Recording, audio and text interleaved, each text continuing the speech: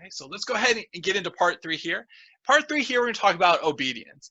And obedience is this idea that we're going to follow the directions, follow the orders of others. And obedience generally is a good thing. Okay, so we want to be obedient to authority figures because they're guiding our behaviors, they're coordinating efforts, they're protecting us, they're keeping us safe. Obedience can be very helpful. Being obedient to parents who are looking out for your best interest is also something that we want to do. The trick is, though, is that we can also get into obedience where we're going to follow people in the wrong direction. That's where you start to see some examples on the right of your screen here, where you start to see that people can follow orders and it leads to negative outcomes. So here we have on the left of your screen where we want to be obedient to others, but on the right side of the screen, we see where obedience can become problematic. And this is where research really with social psychology focuses, is kind of what happens when we have this obedience response, especially in situations where we shouldn't be obedient. So the large question that we have here is, under what social conditions are people more likely to obey commands?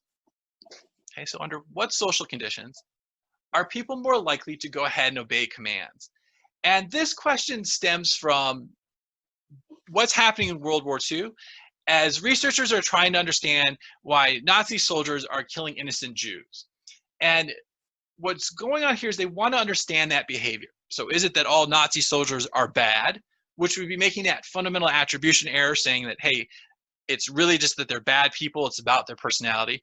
Or is it something about that situation? And this is where Stanley Milgram's research comes in, where he's trying to answer this question. So again, going back to day one, a lot happens as a function of World War II for social psychology in terms of Jewish social psychologists coming to the United States and forming kind of a foundation of social psychology here, but also understand the behaviors of what happens in World War II. It wouldn't surprise me that actually as an outcome of the COVID virus, the COVID-19 virus, that we actually see quite a lot happen in terms of what social psychologists can understand as an outcome of this. So, very hard to find any type of silver lining in this situation, but maybe this is one piece. Okay, so getting us back on task though, Milgram wants to understand, well, why are people following these commands to harm others? And so he develops an experiment where an authority figure tells participants to administer shocks to a learner. And they're going to give shocks to that learner when the learner gives a wrong answer. Okay, so this idea here is that they're going to pitch this as an experiment where the teacher is going to teach a learner by giving them negative punishment. Okay, they're going to do this in a way that anytime the learner is wrong, that the learner is going to get a punishment. They're going to get a shock, and the shock is going to escalate. It's going to continue to get stronger and stronger as the experiment goes along. Now, the learner is a Confederate, someone playing a role, which means that that person's not actually receiving the shock. So keep that in mind as we talk about this.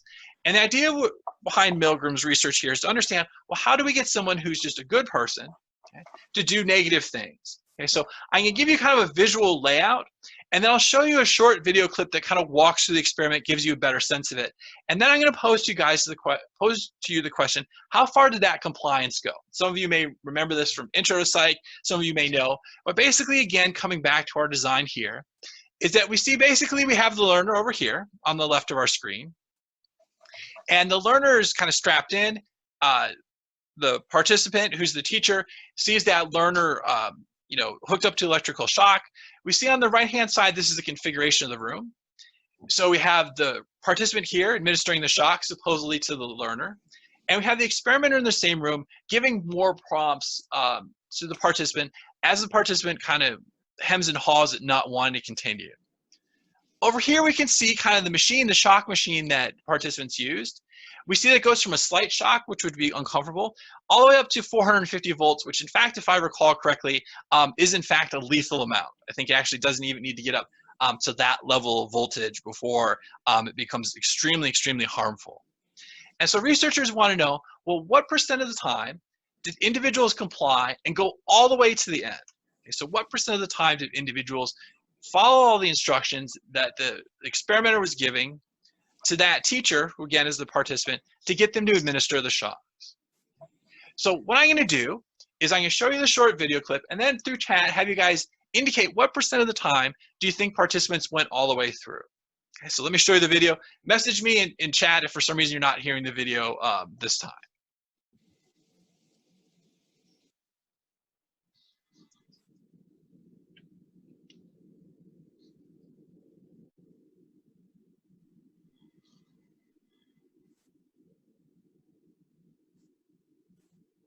All right, so here's our video.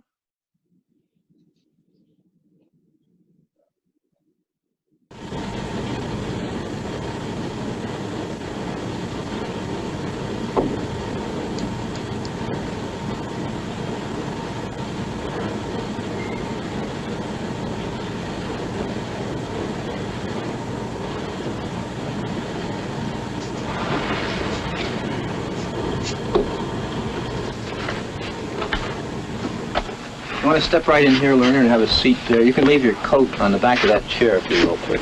Take it right off. That's fine. Have a seat right here and pull yourself right up to the counter, please. Teacher, you may look on if you'd like while we get set up in here. Would you roll up your right sleeve, please? Left sleeve.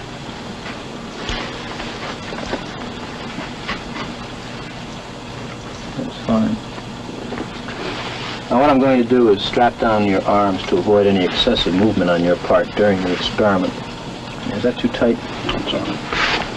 Okay. This electrode is connected to the shock generator in the next room. And this electrode paste is to provide a good contact to avoid any blister or burn.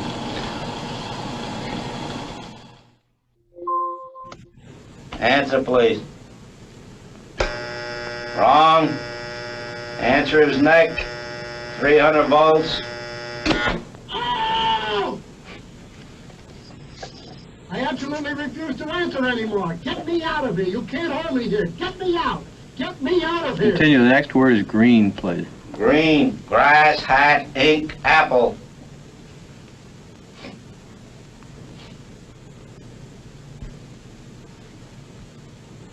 I can't go on. He won't answer. If the learner doesn't answer in a reasonable time, about 4 or 5 seconds, consider the answer wrong and follow the same procedures you have been doing for wrong answers. Say wrong, tell them the number of volts, give them the punishment, read them the correct answer. Oh, man. Continue, please. Green. Grass, hat, ink, apple. Answer, please.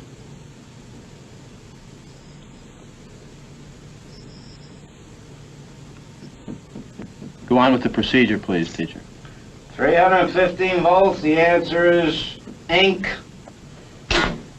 Oh! Next one. I refuse to answer. Well, you gotta keep getting a shock if you don't answer. The next one is rich. 330 volts. Oh! Let me out of here. Let me out of here. My heart's bothering me. Let me out, I tell you. Let me out of here. Let me out of here. You have no right to hold me here. Let me out. Let me out. Let me out. Excellent. Fast. Let me out. Let me out. Bird. Car. Train. Plane.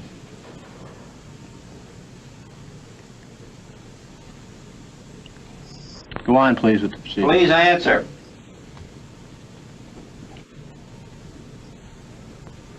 The answer is bird. 345 volts.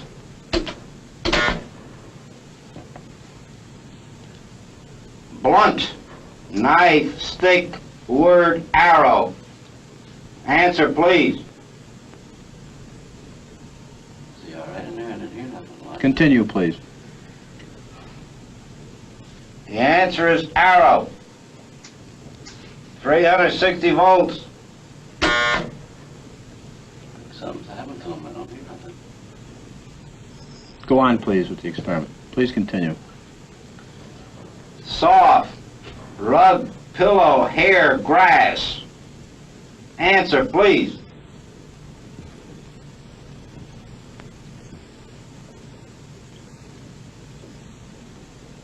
Go on, teacher. Hair, 375 volts. I think something's happened to that fellow in there. I don't get no answer. He was hollering for less voltage. Can't you check in to see if he's all right, please? Not once we've started. Please continue, teacher.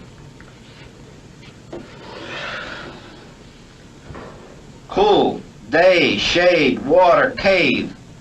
Answer, please. Are you all right in there? Are you all right? Please continue, teacher. Well, you know, I keep giving him shocks. Continue, please. I'm up to 390. Continue, please. Something's happened to that man in there. All right, so in thinking about this, tell me first some of the things that surprised you or kind of observations that you made, just kind of watching the experience itself before we start talking about what percent of the group that you think complied with it. So what are some kind of observations you made, just kind of watching the video itself?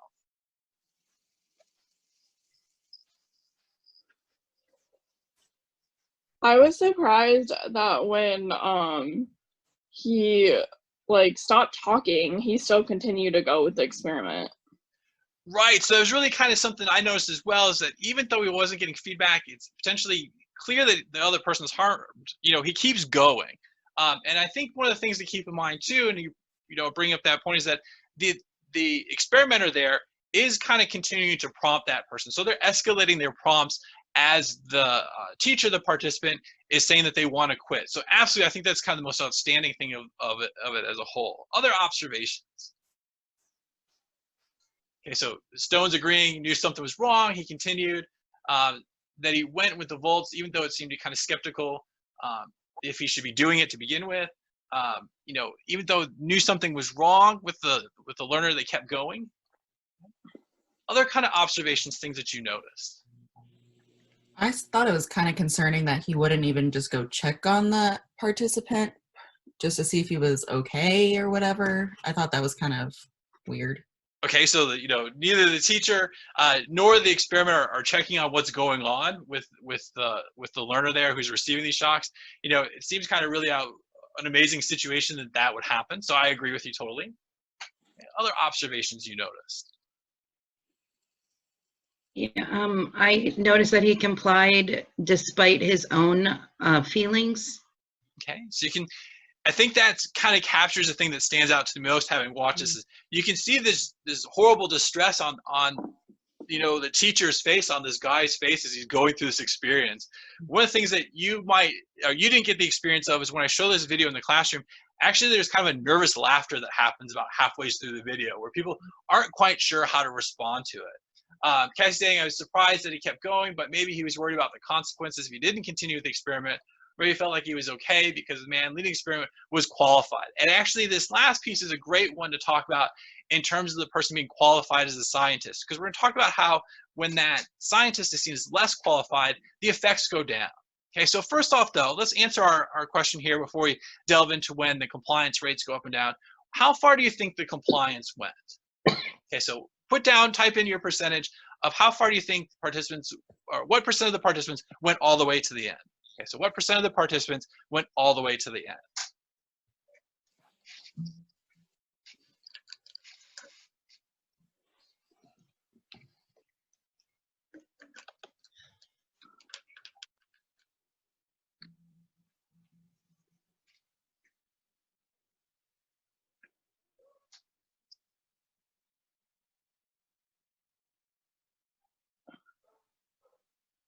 Okay, we'll grab a few more responses here. Appreciate you guys jumping in. All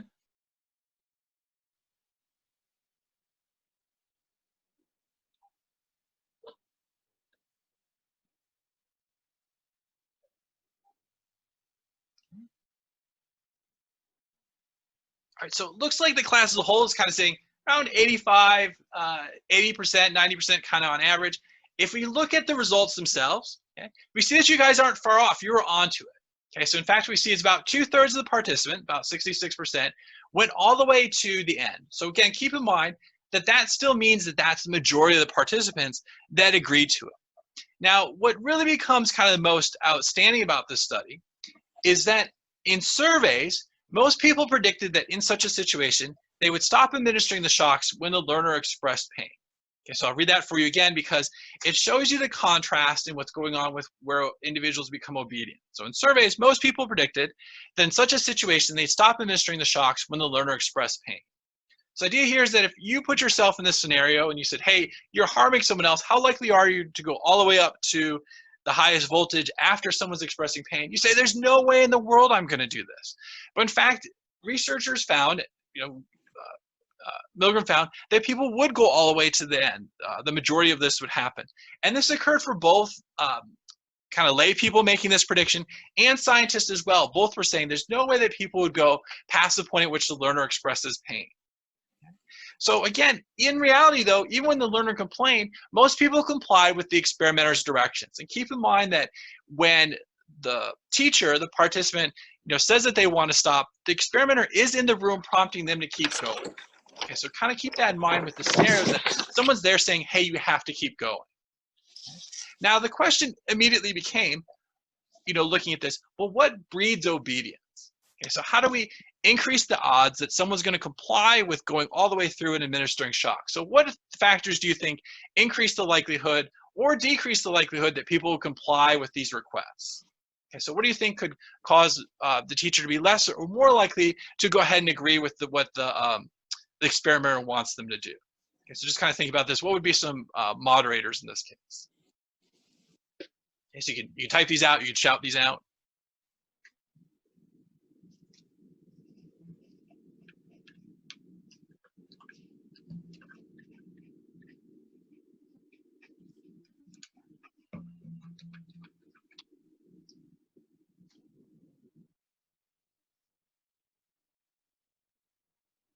Okay, so think about this. Most of the people went to the end.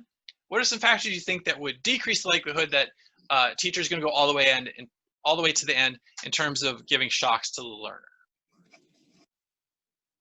And I think it was Cassie that suggested kind of one already.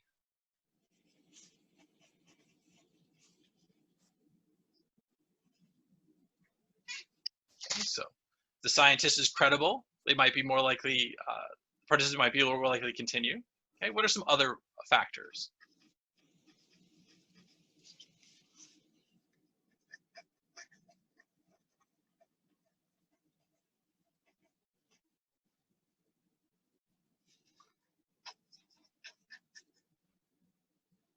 Okay, so trusting the experiment itself. Okay, so that there's something good about it, that it's safe.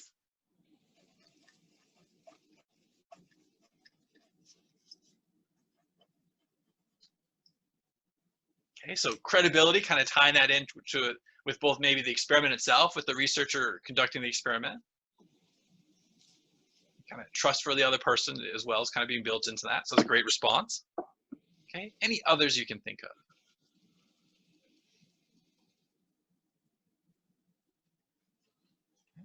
So great, Cassie's bringing in something for previous class. Absolutely. So, the extent that that experimenter is telling them that they have to keep going. So it wasn't in this particular video. I don't think that we saw it as much. But in other videos, you can see that the experimenter is prompting them to keep going. It's escalating that request. The idea of authority is an important one. You guys are on the right track. So let me give you the ones that at least researchers have investigated, but you have the right thinking here in terms of what are some moderating factors. Okay, so getting to our next slide here, we see that one is escalating commitment. So tapping into what you guys are saying here, that the experimenter is going to ask them for more and more. So you have to continue going. The experiment requires that you continue going. That commitment, as we'll talk about here in social influence techniques in just a moment, increases the likelihood that it's going to happen. Okay. One thing we didn't come up with was emotional distance of the victim. Okay, so keep in mind that in this setup that you saw, the victim, the learner, is in a different room. When they move the learner into the same room as the participant, the teacher, we see that the participant is less likely to give shocks. Okay, so now that they can see the emotional impact that it's having on the victim, it's on the learner in this case, they're less likely to do it. Okay. We see this, and this is one that you talked about, is the closeness and legitimacy of the authority. So if the authority figure is in the same room like it was, they're more likely to comply compared to the authority figure the experimenter telling them to continue is in a different room. They also manipulate the legitimacy of the authority. Okay, so you might say, well, hey, of course I'm going to continue on with this experiment because really, the person who's telling me to administer shocks is an authority figure. This is a Yale experimenter. It's okay for me to do this, right? But when they bring it to a storefront in downtown Providence, I think, they bring it to that area, they saw that people were less likely to comply with it because they no longer saw that person as an authority figure. Okay, so closeness and legitimacy. Again, you guys tapped in legitimacy right away. That was great. Okay, we see institutional authority. Okay, so again, if you're at Yale, this prestigious academic institution, and someone's telling you to do something, you're gonna be more likely to comply with it because you think that person is an expert. What you're doing isn't harming the other person. In fact, it's beneficial to the other person. And the last piece we didn't get into, but we talked about this in terms of norms a little bit, was a liberating effective group influence. Okay, so if there's others around who are also disagreeing, so let's say that there's also someone in the experiment who's saying, no, stop, you shouldn't do this, that having someone else can be liberating. Okay, so you can kind of move away from that group influence. It can move away from having to obey to that request, because now there's someone else there to say that you don't have to do this. So we see that there's several factors that can increase that obedience. And you might think about some of these factors as we think about trying to get others to be obedient to the request of having social distance from others. Okay, so, can you get individuals in the United States to escalate their commitment, to become more and more committed to different steps that we need to do? Can you increase the legitimacy of the authority figures and the institutions making these requests in order to then try to get others to become more obedient to, these different policies we have to put in place to combat this COVID virus? So we can again tie in a lot of what we've been talking about already into what's going on around us. Okay, so this brings us to the end of kind of our persuasion section, definitely brings us to the end of the obedience section. Let me pause at this point to see if I can capture any questions before we'll make a turn into talking about social influence tactics. I'm sure we're ready for kind of a different content area here. So I'm going to pause for just a moment to see what questions you have. You can hit them over chat. You can just throw them out. But I may see, make sure that we're all good. If we're all good, let me know. You can say that as well. And then we'll move on to the next section. So I'll pause here for just a moment.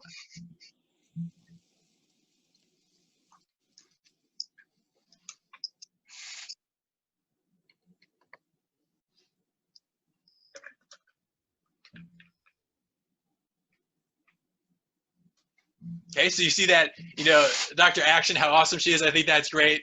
Great comment to make. She's seen as a legitimacy as an authority figure.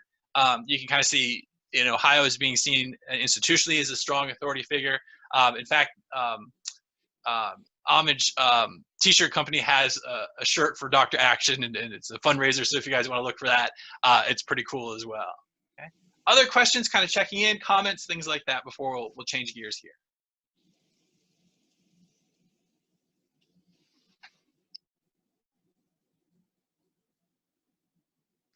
All right, so I'm going to take it as we're good. So let's go ahead and switch it up and get into talking about social influence. So give me just a second here to get to our next set of slides.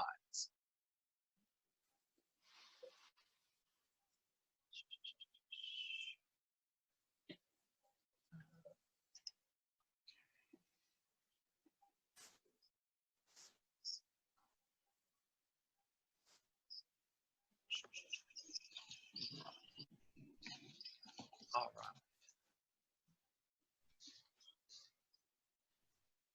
Okay, appreciate you guys hanging in there. You've done a great job with chats, making comments, jumping in with questions. So please, by all means, keep that going. I super appreciate it. What we're gonna do now is we're gonna talk about social influence tactics. And let me say that, in fact, this is my favorite lecture out of all of social psych. If I've lost you for a little bit today, maybe you're still getting adjusted to this new format, hang in there, definitely jump in with this. One of the things that I'll say, one of the guarantees I'll give you in this class is that this lecture alone will get you your money back on the course. So whatever money you spent on this particular class to be with me now virtually from my office, I will get you your money back on this class by knowing what these tactics are so that you can use them to become more effective in your job, but also to be aware of how they're used on you. So this is my guarantee to you that you will save money, get your money back on this course single-handedly from this lecture. So if that doesn't get your interest peaked and kind of get you ready to go over this, I don't know what else to do. Maybe you've fallen asleep on your bed thinking that that was a good idea to do this from your bedroom. But hang in there, come back if I lost you a little bit. This is one of my favorite lectures to talk about. So one of the things that's cool about this is that there's a book by Robert Cialdini called Influence. And this book has come out in so many different editions. If you're doing anything related to sales, anything related to trying to influence others through organizations, through policies, anything like that, if you just like reading good kind of social psychology books, this is an amazing book. It's definitely written where it's going to give you all the information in terms of the theories, but it's written kind of more as a pop book, a pop culture book. So it'll give you all kinds of examples. It's an awesome read. If you find yourself having a little bit more time because of all the different things going on, you want to kind of really expand on that, jump in on this. I think it's a great book. You can get it for like $4 online. So it's super, super cheap if nothing else. So I love this book, and it's going to really be the foundation for what we're going to be talking about in terms of talking about the 6 weapons of social influence. So let's talk about these. I'll give you kind of an overview. That's what this slide is designed for. And then we're going to do is going to break down each of these weapons step by step. Okay, so the first of these is talking about reciprocity. So reciprocity is the idea that we're going to do something positive for others if they've helped us out. And reciprocity is a really important thing. It's a good thing for us. We want to reciprocate positive behaviors. That helps us survive and evolve as a group. So we'll talk about that. We'll talk about commitment and consistency. We've hinted at this a little bit already with obedience, where once we get committed to a particular action, the more we kind of escalate that commitment and we want to do behaviors that are consistent with what we've done in the past, the more likely you are then to continue on with these behaviors. Okay, so we'll talk about that. But we'll talk about this in the case that people can kind of leverage that consistency and potentially kind of keep you going with the behavior. Okay? We'll talk about scarcity. My God, guys, scarcity and grocery shopping right now is where it's entirely at, okay? This idea of demonstrating this scarcity is getting people to go crazy in terms of purchasing things. You know, Amazon, I think I was reading this morning, cut off an incredible number of their sales, their sellers, because they were using scarcity to jack up prices. Scarcity is what's going on entirely around us. We'll talk about things too, such as social proof. So seeing how others are responding, using that as an influence for us. So talking about Amazon, Amazon utilizes social proof all the time. We'll talk about things in terms of liking. You're more likely influenced by things that are similar to you, things that you like and enjoy. And we've already tapped into authority a little bit. We'll come back to that just a little bit more to talk about how that fits in with this kind of persuasion tactics. So again, this slide kind of outlines these 6 weapons of social influence. We're going to go through now and kind of break them down step by step. But again, this stuff is really interesting. If you're paying attention to it, what's going on around us, you're going to see that this is hugely influential. Okay, so with that being said, let's go ahead and get into our first topic here, which is going to be talking about reciprocity. Okay. So reciprocity is this basic idea that we have an obligation to return in kind what others have done for us. And the idea here is that reciprocity is a positive behavior because we want to help those who have helped us. Okay, so I remember in college spending whole summers helping people move. Okay, so people move out of their dorms into their apartments, maybe moving from apartment to apartment. And then when it was my time, I had all these people that were like, yeah, you helped me, man. Like, I'm happy to help you. Just let me know when you need that help. And so this reciprocity is important. Yeah, this reciprocity is kicking in now. If I'm staying home, okay, my hope is that because I'm doing something kind for you, you're going to reciprocate by staying home as well, so that we can try to get this virus to go away as fast as possible, utilize this weapon of social distancing as best as possible.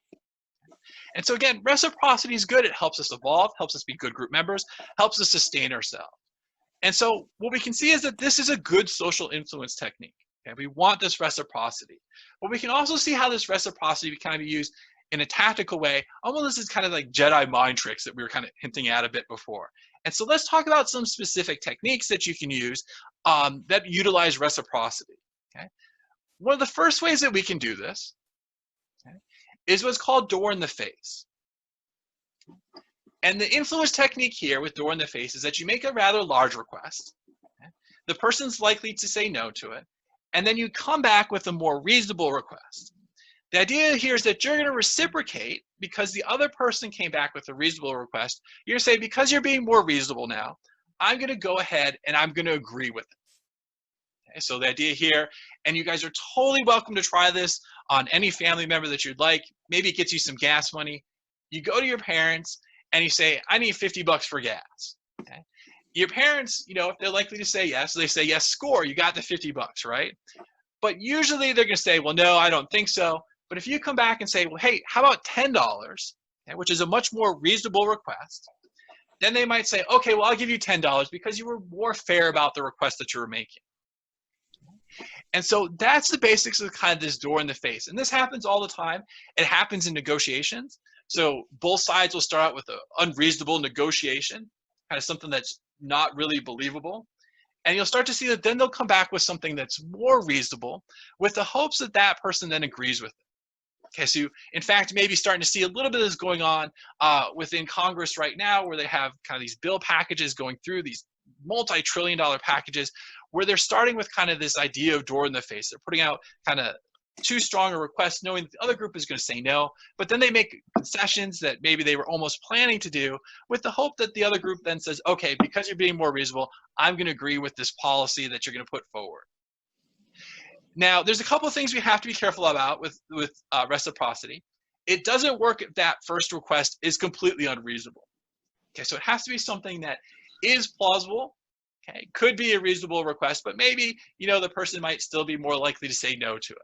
Okay, so if you're asking for $100 for gas, the reciprocity isn't going to work.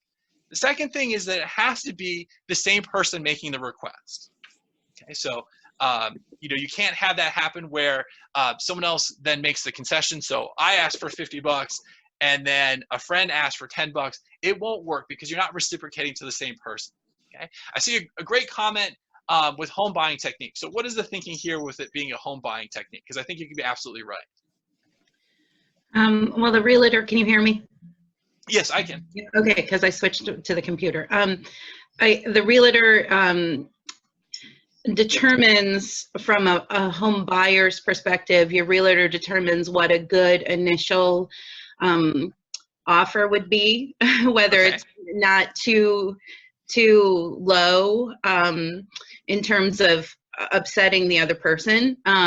So they kind of set the standard, I think, on, and then the interaction back and forth, like to kind of meet in the middle to where everybody's satisfied.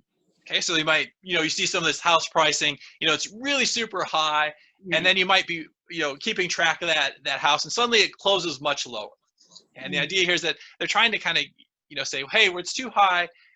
We'll give you more reasonable requests. Maybe it's actually the price that they really want to get for the house. And then because we reduce that price, you should be more likely to say yes to it. Okay, so that's absolutely a technique that gets done in terms of home sales, car sales as well. You know, it's a very kind of basic technique. Okay? Let me introduce one other one that's consistent with this reciprocity idea. Okay? Car buying applies the same kind of sense. Perfect examples. Okay? Perfect examples. Let me give you another one because I want to make sure we get things kind of covered here with reciprocity, and that's the idea of that's not all. And so here I'm going to give you kind of the classic clip of Billy Mays because he explains that's not all almost by itself in the commercial. But the idea with that's not all is that you're going to make an initial offer, and then what you're going to do is you're going to add more to that offer to sweeten the deal. And where reciprocity works here is that if I've made the offer and I make it better and better, you should then be more likely to agree to purchase this item. Okay, so you'll see, hey, I'm going to charge you $10 for 4 items that you're buying, but let's say I then double it. So now you get 8 items for only that $10. Now you should say, well, hey, because you're giving me more, I should be more likely to agree with it. Okay, so I'll show you Billy Mays. In the Billy Mays commercial here, I want you to identify where he uses that's not all. Hi. Okay, so hang on, I got to get shifted over to a different screen. Just one second.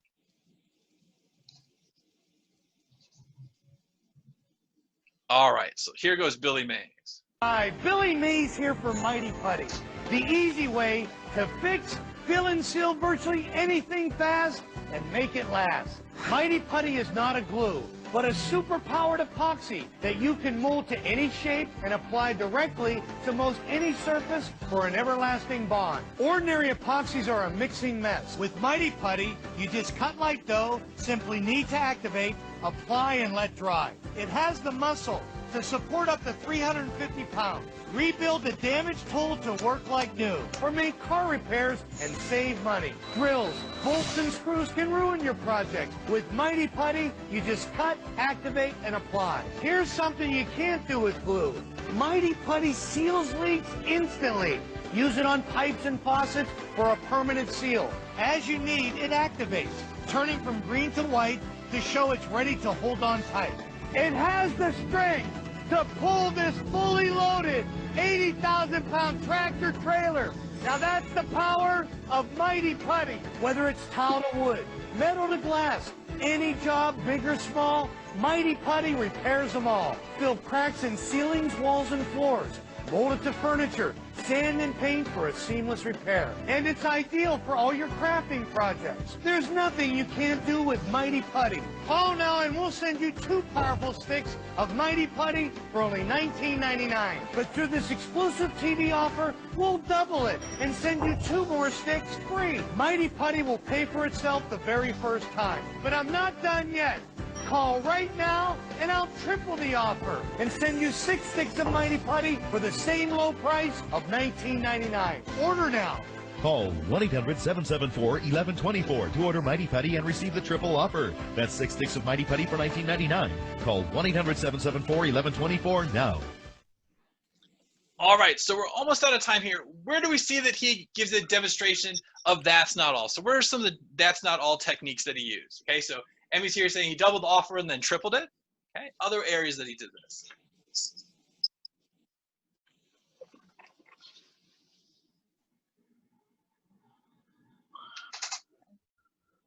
All right, order now, he'll triple it. All of it's for the same price, so absolutely. So he's keeping that consistent, so he's adding more and more.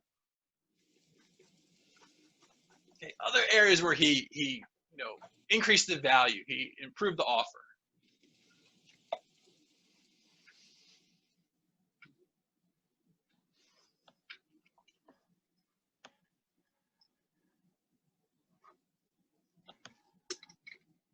Okay, so let's get 1 or 2 other responses because he does a whole bunch of it.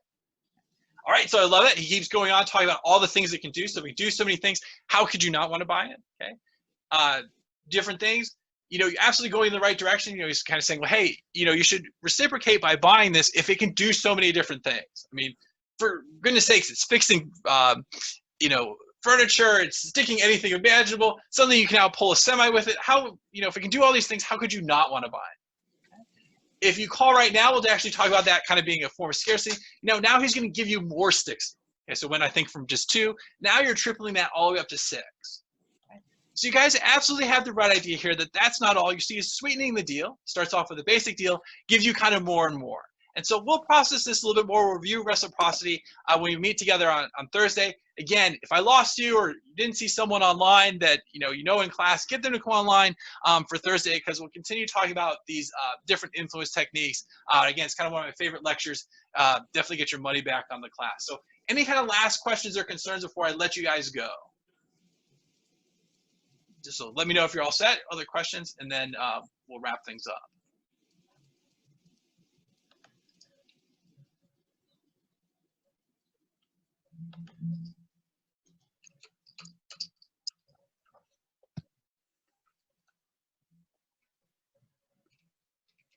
All right, guys. Looks like we're in good shape from the first couple of responses. Again, I have office hours. I'll do it through chat, through Carmen, and then I can switch over to Zoom if we need to. Again, with all of this, all the stuff is posted. I'll have it on YouTube for you guys after a while. I'll give you that information. But most importantly, please take care of yourselves. Take care of those around you. And, be the best you can be during this time. I will see you guys on Thursday. All right, so take care, everyone.